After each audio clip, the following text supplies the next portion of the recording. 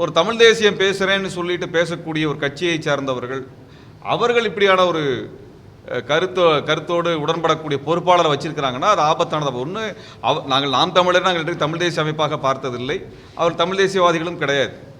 அவர்கள் சந்தர்ப்பவாத அரசியலை மேற்கொள்கிறார்கள். நாம் அதில் அவர்களை கடுமையாக நம்ம அந்த போக்கு சந்தர்ப்பவாதத்துக்காக நம்ம விமர்சிக்கிறது இல்லை.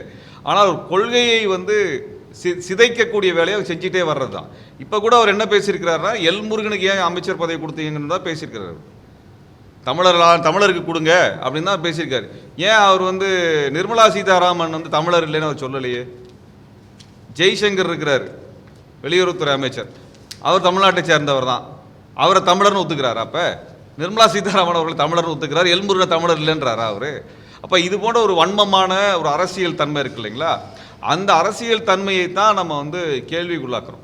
அப்போ அவருக்குள்ள இயல்பாக இருக்கக்கூடிய அந்த சாதிய உணர்வு, சாதிய வெறுப்புணர்வு, ஜாதி வச்சு தான் தமிழினத்தை கட்ட முடியுன்ற ஒரு பொய்யான தமிழர்களுக்கு எதிராக இன்னும் மேதகு பிரபாகரன் அவர்களுக்கு எதிரான ஒரு கருத்தை அவர் வைக்கிறார். தமிழரசனுக்கு எதிரான கருத்தை அவர் முன்வைக்கிறார். அப்போ தமிழரசன் சொன்னதுக்கு எதிராக தேசிய தலைவர் பிரபாகரன் சொன்னதற்கு எதிராக பேசக்கூடிய ஒருவரை நாங்கள் தமிழ் தேசியவாதியாக பார்த்ததில்லை. அதே மாதிரி அவர் நான் நெய்தல் படையை கட்டுவேன், மீனவனை காப்பாற்றுவேன் அப்படின்னு டயலாக் விட்டுட்டு அதற்காக அந்த இளைஞர்களை எல்லாம் உசுப்பேற்றி விட்டுட்டு இன்னைக்கு வரைக்கும் எந்த எதிர்ப்பையும் அதற்காக சிங்கள அரசுக்கு எதிராக பதிவு செய்யாத ஒரு போலியான ஒரு நடவடிக்கை செய்யக்கூடியவர்கள் நாங்கள் எங்களுக்கு பெரிய மரியாதை இருந்தது கிடையாது, அவர்கள் நாங்கள் பொருட்படுத்தியது கிடையாது.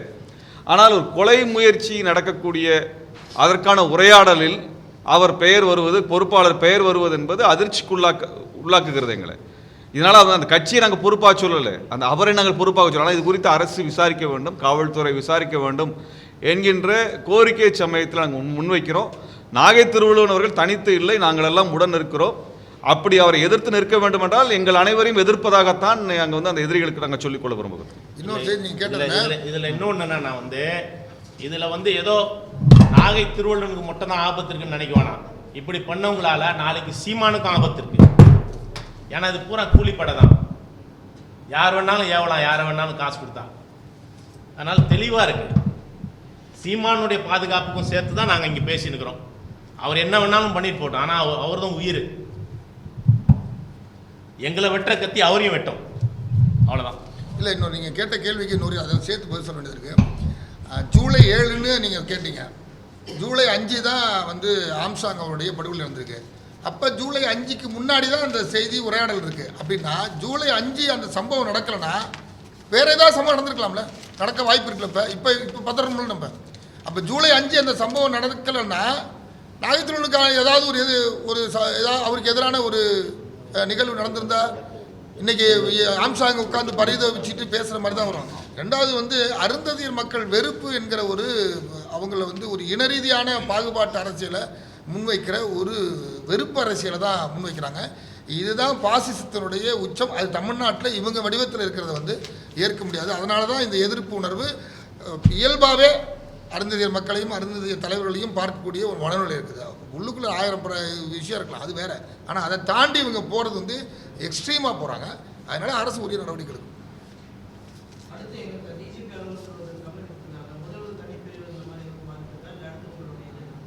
நீங்கள் என்ன பண்ணிருக்கீங்க?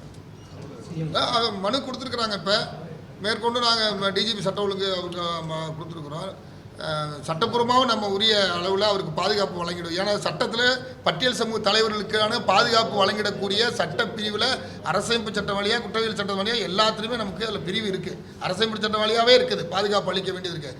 அந்த பாதுகாப்பு தமிழ்நாட்டில் இது வரைக்கும் அளிக்கலைன்றப்ப இந்த பிரச்சனை வந்த பிறகு காவல்துறை இதையே காரணமாக எடுத்து தலைமை சீஃப் செக்ரட்டரியும் உள்துறை செயலாளரும் உடனடியாக அதுக்கு நடவடிக்கை எடுப்பாங்கன்ற நம்பிக்கை எங்களுக்கு இருக்குது.